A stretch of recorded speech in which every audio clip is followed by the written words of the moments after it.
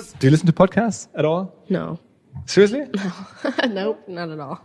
They give me headaches. Yeah? Yeah. Did you try? Well, my brother loves podcasts. Like, he listens to podcasts like all day, every day, always, everywhere he goes. In the car, in his bed, in the bathroom, in the shower, always. I can't do it. And you haven't been on many, right? I mean, I couldn't find many. I don't think I'm on an any. Apple podcast? I think I'm like the Beats podcast. Exactly, and stuff, yeah. like Beats One and stuff. Yeah. But that's about it. Do you know that like the company that made you, like that at least according to what I can read, is the company that sort of like gave you the first push? SoundCloud is Berlin-based, right? Do you know that? It's what based? Berlin-based. It's from here. Oh, is it really? Yeah. SoundCloud? Yeah. You didn't know that? That's so interesting. No, I did not know that. Like all the German digital people, they're so proud to have SoundCloud here. I'm sure. Well, SoundCloud is like the GOAT. Yeah, is the story true that they helped you? Like oh, SoundCloud is the only reason I'm anything. Like 100%. I don't know. We're just like in a time where anyone can make music, which is so dope. So SoundCloud is like the only reason we can all do this, you know? And how did it go then? I mean, you put it out on SoundCloud. I mean, the legend is for your The legend is. Yeah, it was basically I was like a competitive dancer for a while, and I was in this one class, and he knew that I like made music and stuff, and he was like, "Can you make a song for a dance so that I can, you know, make a dance to this song?" And I was like, "Fuck yeah." I was like, "Hell yeah, I'm so down." And so me and my brother made this song, Ocean Eyes, and we literally recorded it for him. Like, we were just like, okay, let's make this for my dance teacher. And how did it then go on? I mean, that's like a very small group of people to listen to it. How did that? It was I mean, what's funny about it is that we weren't even planning on releasing it. We just were going to send it to him and be like, here it is, you know? But we recorded it, and after it was done, we were like, you know what? Why don't we just put this out? Like, who cares? You know, what's the harm? So I remember we put it out and like sent the link to him, and he was like, we were like, this is the song, and he was like, okay, great. And how did it like then reach the first, I don't know, a couple hundred people or a couple of thousand first people? Like, I feel like in like a day, I remember like either the next day or the day after that, Phineas called me and he was like, dude, Ocean Eyes hit 1,000 plays. Yeah, how did that happen?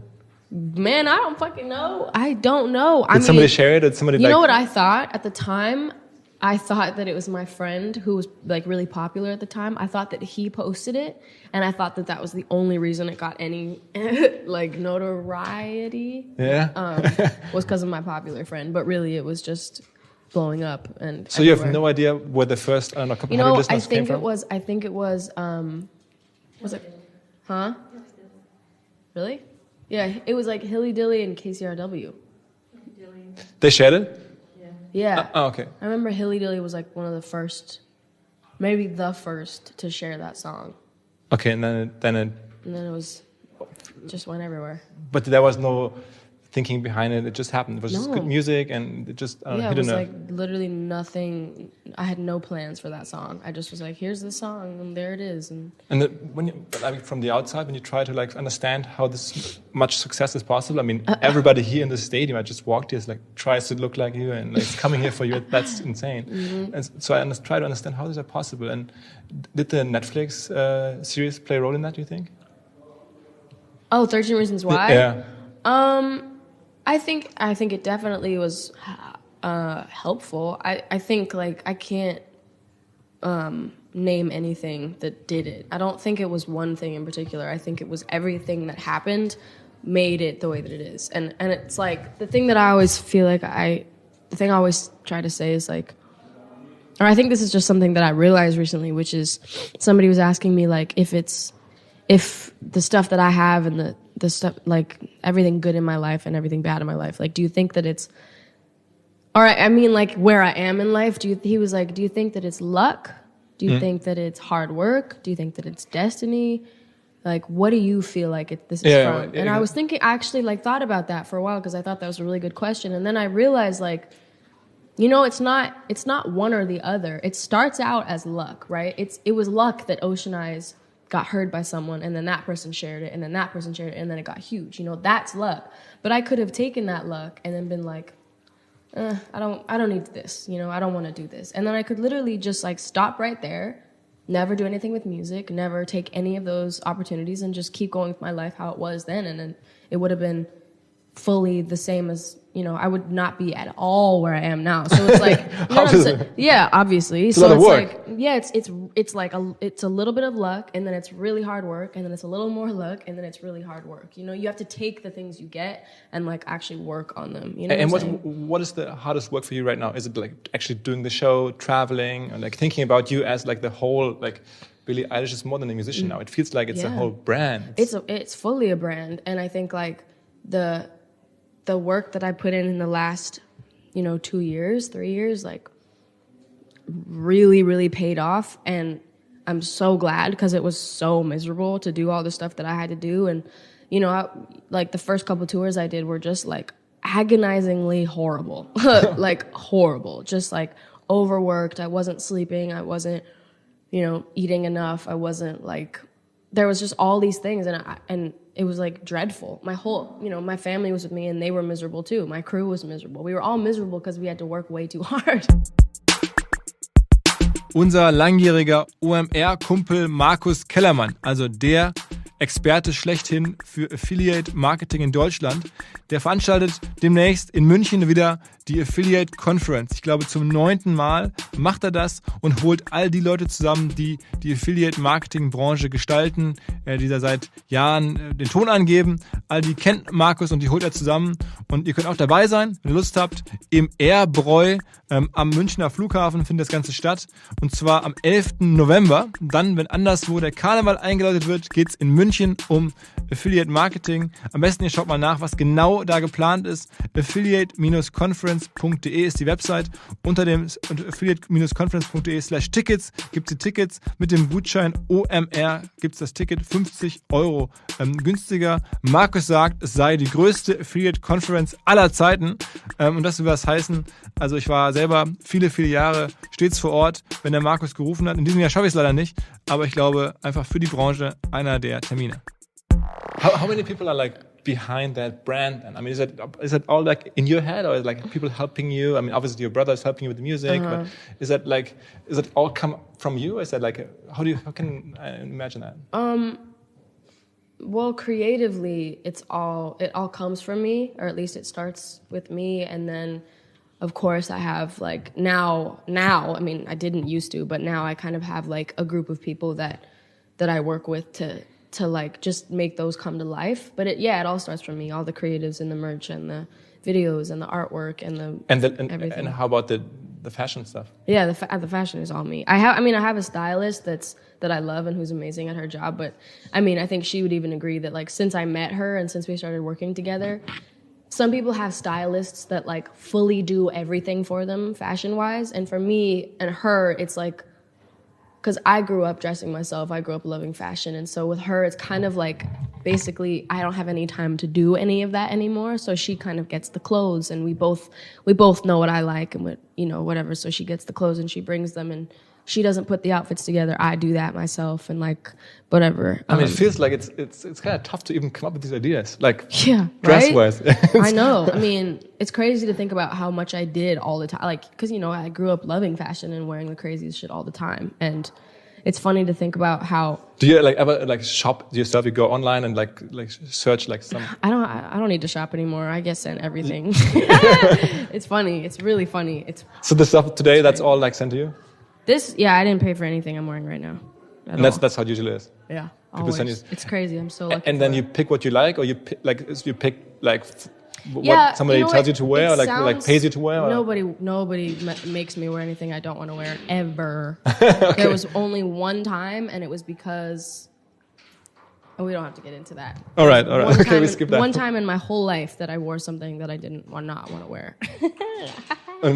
I'd pay for some stuff because the thing with like clothing is when you have a stylist, people assume that when like the word stylist means that you don't do any of it, and it's so the opposite for me at least. I mean, some people have stylists that literally do everything for them, get their clothes, give them the clothes, put the clothes on for them, put the outfits together, pick the glasses, pick the shoes, no way. I'm always picking everything for myself, always, like, because I can't stand not picking shit for myself. And your inspiration comes from Instagram mostly, right?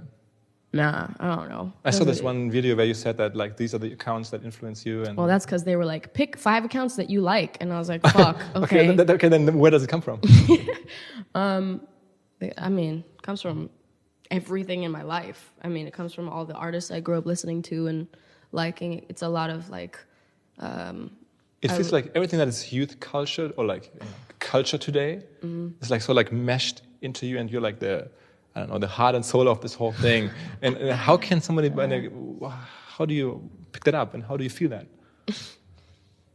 I don't know. I've tried many times to try to like understand it, and it's so insane. It's so surreal to be like me. Okay. You know, that's all I can say. It's another very question. surreal. What do you spend an average day doing? I mean, are you on your cell phone a lot? On the internet? Lately, I've been trying to not look at my phone like at all. Do you do these time control things where you like look at how much time you spend on the phone? No, hell no. That makes me go crazy. That stuff, I just, like, especially the last month and a half-ish, I've just been like not, like I don't go on my phone unless it's like I have to post something for some show I'm doing, or, you know, when I put my video out a couple days ago, like I only post when I have to. I only go on my phone when I have to, or I have work, or I have to respond to somebody or whatever. But I just, the internet put me in a really bad mood, and I was like, I don't need this in my life. Like. Okay, so then that has to come from elsewhere. It comes from like stuff you read or like people you meet. What, my inspiration? Yeah.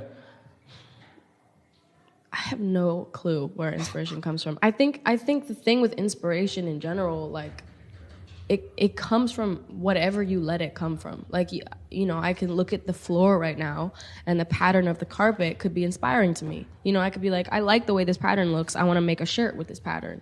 You know, I like the feeling of this. But I mean, with you, it feels like it's so complex. It's music, and it's the visual thing, and then that you are. I mean, it's like a visual